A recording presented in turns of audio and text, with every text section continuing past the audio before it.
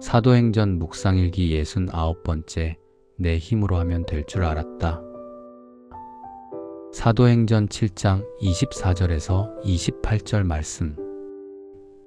어느 날 그는 자기 동족 한 사람이 억울한 일을 당하는 것을 보고 그의 편을 들어 이집트 사람을 때려 죽여서 압박받는 사람의 원한을 풀어주었습니다. 그는 자기 동포가 하나님이 자기 손을 빌어서 그들을 구원하여 주신다는 것을 깨달을 것으로 생각하였는데 그들은 깨닫지 못하였습니다. 이튿날 모세는 동족들끼리 서로 싸우는 자리에 나타나서 그들을 화해시키려고 하여 말하기를, 이 사람들아, 그대들은 한 형제가 아닌가?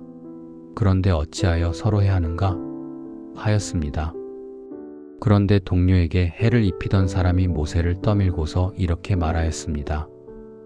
누가 너를 우리의 지도자와 재판관으로 세웠느냐? 어제는 이집트 사람을 죽이더니 오늘은 또 나를 그렇게 죽이려 하는가? 아멘. 좋은 아침입니다. 한 주의 후반부를 달리는 아침입니다. 다소 지칠 수 있는 시간이지만 오늘도 변함없는 말씀의 능력이 여러분의 삶을 새롭게 일으켜 세우시기를 축복합니다. 어제 우리는 모세가 자신의 사명을 자각하는 과정을 묵상했습니다. 아무리 왕궁이 편하고 모든 것이 갖춰져 있어도 결국 사람은 하나님께서 지으신 오리지널 디자인, 즉 자기만의 사명대로 살아야 행복하다는 것을 나누었습니다. 남과 비교하는 것이 무의미한 이유가 바로 이것입니다. 나는 남과 다릅니다. 나에게는 나만의 고유한 사명이 있기 때문입니다. 진정으로 나답게 산다는 것은 내 멋대로 사는 것이 아니라 나를 향한 하나님의 계획과 뜻을 존중하며 사는 것입니다. 그런 의미에서 오늘 본문은 우리에게 매우 특별한 교훈을 줍니다. 사명을 깨달은 자가 그 사명을 자기 방식과 자기 힘으로 이루려 할 때 어떤 처참한 실패를 겪는지 보여주기 때문입니다. 모세는 자기 동족 유대인이 이집트 사람에게 억울하게 매맞는 것을 보고 울분에 차 그만 그 이집트 사람을 쳐 죽이고 맙니다. 모세는 자신의 이 행동에 대해 스스로 대견하게 생각했던 것 같아요. 오늘 본문 25절은 모세의 속마음을 이렇게 기록합니다. 그는 자기 동포가 하나님이 자기 손을 빌어서 그들을 구원하여 주신다는 것을 깨달을 것으로 생각하였는데, 그러니까 모세는 자신이 이집트 사람을 처단하면 동족들이 와, 우리 왕자님이 드디어 우리를 구원하려 하시는구나 라고 알아주고 환호할 줄 알았다는 것입니다. 이는 출애굽기에는 나오지 않는 스데반 집사만의 통찰입니다. 사실 사람을 죽이는 일은 쉬운 일이 아닙니다. 그러고도 당당하기는 더더욱 힘들죠. 그러나 모세는 아직 이집트의 왕자였습니다. 그에게는 권력과 지식뿐 아니라 무력도 있었습니다. 이집트에서 사람 하나 죽인다고 해서 별 문제가 되지 않을 만한 힘이 그에게 있었던 것입니다. 그러니 아무렇지도 않게 나서서 아무렇지도 않게 주먹을 휘두른 것입니다. 하지만 이것은 하나님의 일을 사람의 손으로 하려는 교만이었습니다. 하나님의 구원은 주먹으로 오는 것이 아니기 때문입니다.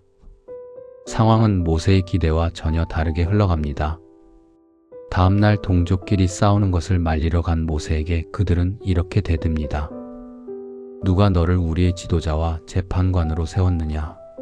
어제는 이집트 사람을 죽이더니 오늘은 또 나를 죽이려 하는가? 스데반이 이 말을 인용한 의도는 분명합니다. 이스라엘 백성이 요셉을 배척했고 모세를 배척했으며 결국 예수 그리스도도 배척했다는 그들의 완악함을 고발하려는 것입니다. 그러나 이 의미는 따로 묵상을 나누겠습니다. 지금은 모세의 사명을 대하는 태도에 관한 이야기 중입니다. 모세는 아직 하나님의 부르심을 받지 않았습니다. 그는 아직 떨기나무 불꽃 앞에서 신발을 벗지 않았습니다.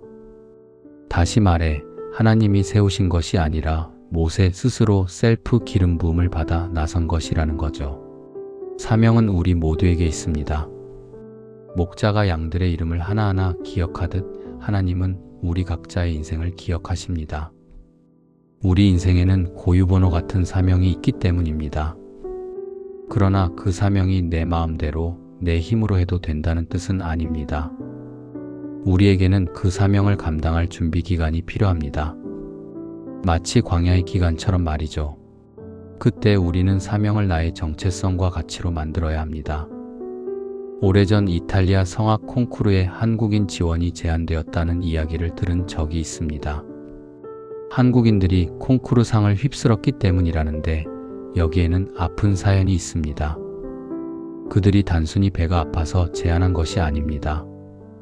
한국 성악가들이 음악의 깊이와 영혼보다는 콩쿠르 입상을 위한 기술과 고득점만 준비했기 때문이라는 지적이었습니다.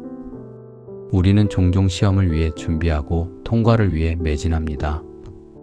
하지만 실력과 깊이는 상관하지 않는 문화에 빠지기 쉽습니다. 내가 보고서를 쓰는 이유는 그 보고서가 모든 사회의 유익을 위해서지 보고서의 통과를 위한 것이 아닙니다. 시험만 잘 보고 통과만 잘하는 사람들이 지배하는 세상은 미래가 없습니다. 하나님의 사명은 그런 것입니다. 내 힘과 방법이 아니라 하나님의 때와 방법으로 준비되어 나아가는 것입니다. 오늘 하루도 주님 안에서 겸손히 준비하며 나아가시기를 축복합니다.